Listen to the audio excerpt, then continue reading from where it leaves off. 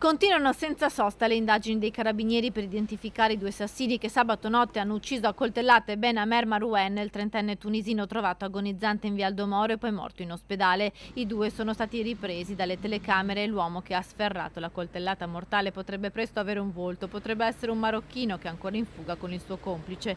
All'origine del delitto pare ci sia un debito non onorato da parte del tunisino ucciso, forse per motivi legati alla droga. I carabinieri sono al lavoro, si cerca l'arma del delitto. All'appello mancano anche i soldi e il cellulare della vittima. Accanto al suo corpo è stato ritrovato solo uno zainetto con degli indumenti. Il sindaco di Vigonza, Gianmaria Boscaro, parla del dispositivo di controlli messi in campo per la sicurezza del comune. Abbiamo veramente intensificato tutta la rete di controllo del territorio, da una parte con l'aumento dei pattugliamenti, anche con le attività di prevenzione crimine della questura e con il potenziamento della caserma dei carabinieri di Vigonza, e dall'altra con l'investimento importante di più di 100.000 euro da parte del comune per rinnovare e ampliare il sistema di videosorveglianza.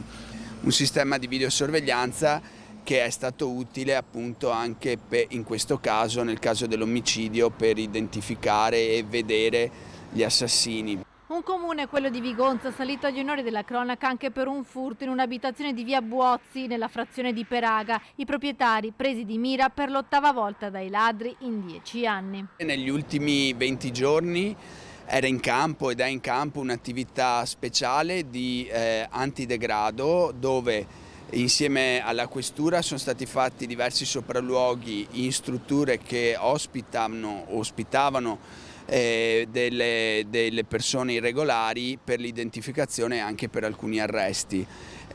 In ultima cosa, ieri io ho firmato anche 2 ordinanze che hanno chiuso 2 di queste strutture e che hanno dato 3 giorni di tempo ai proprietari per sgomberare le persone che ci sono dentro, perché sono strutture non idonee a ospitare